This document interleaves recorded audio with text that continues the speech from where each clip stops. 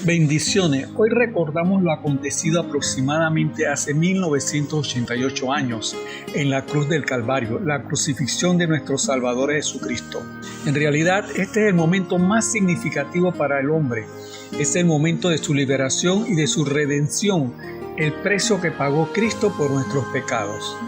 Una muchedumbre llevó a Jesús ante Pilato acusándolo falsamente. Pilato no halló ningún delito en él. Al saber que era de Galilea, lo remitió a Herodes. Herodes deseaba conocer a Jesús y le hizo varias preguntas, mas Cristo no respondió. Herodes lo menospreció y lo regresó a Pilatos.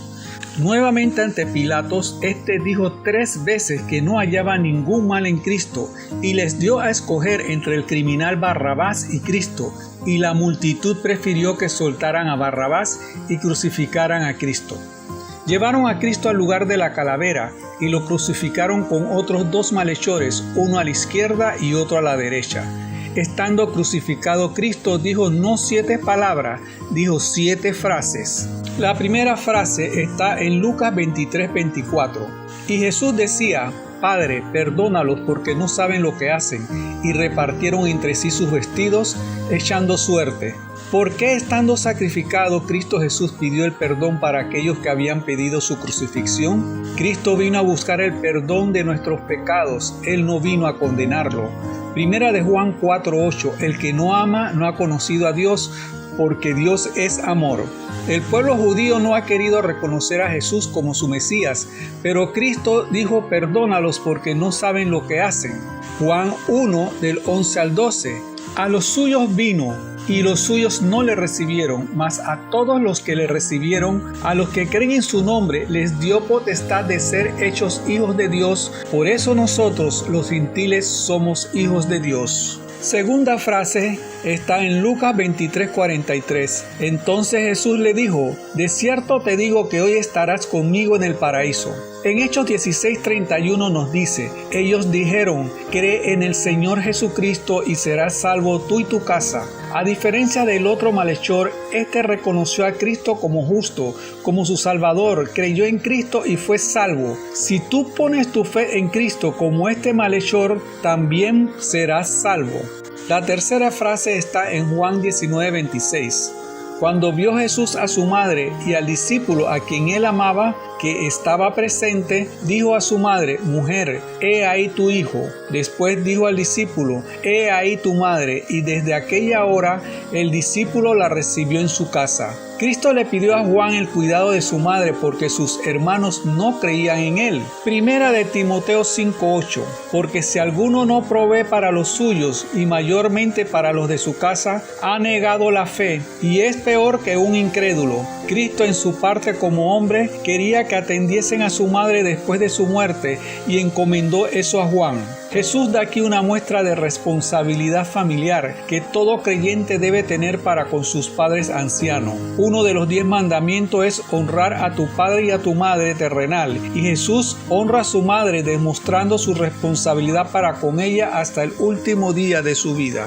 Cuarta frase está en Mateo 27:46. Cerca de la hora novena, Jesús clamó a gran voz diciendo: Elí, Elí, lama sabactani. Esto es: Dios mío, ¿por qué me has desamparado? Esta expresión responde a la parte humana de Cristo. Es el resultado del dolor que él como hombre estaba sintiendo clavado en la cruz. Esto no significa que Dios lo desamparó. Si fuese así, el universo se hubiera quedado sin Dios por unas horas. La divinidad es una Trinidad, Padre, Hijo y Espíritu Santo. Si esto se rompe, no hay Dios, y eso nunca ha ocurrido y no ocurrirá. Cristo no usó la palabra Padre, perdónalos. Él dijo Dios. Esto indica que él estaba orando en su naturaleza humana y no divina. Jesús no llevó nuestros pecados en su parte divina, porque él no se contamina, llevó nuestros pecados en su naturaleza humana. Segunda de Corintios 5:21. Al que no conoció pecado por nosotros, lo hizo pecado para que nosotros fuésemos hechos justicia de Dios en él. Dios no tiene relación con el pecado, y en ese momento Jesús llevó todo el peso de nuestro pecado en la cruz, y el Padre tuvo que abandonar a Cristo en su naturaleza humana por causa de nuestros pecados. La quinta frase está en Juan 19:28. Después de esto, sabiendo Jesús que ya todo estaba consumado, dijo para que la escritura se cumpliese: tengo sed. Salmo 22:15, como un tiesto se secó mi vigor, y mi lengua se pegó a mi paladar, y en mi sed me dieron a beber vinagre. Salmo 19:21, me pusieron además hiel por comida, y en mi sed me dieron a beber vinagre. Cuando le dieron vinagre, se estaba cumpliendo la palabra, se estaban cumpliendo las profecías. Esto forma parte del sufrimiento de Cristo en la cruz, donde Él se dio para perdón de nuestros pecados. La sexta frase está en Juan 19:30. Cuando Jesús hubo tomado el vinagre, dijo: consumado es. Y habiendo inclinado la cabeza, entregó el espíritu. Esta palabra en griego significa que su misión estaba concluida. El sentido de su vida y la razón de su existencia llegaba a su fin.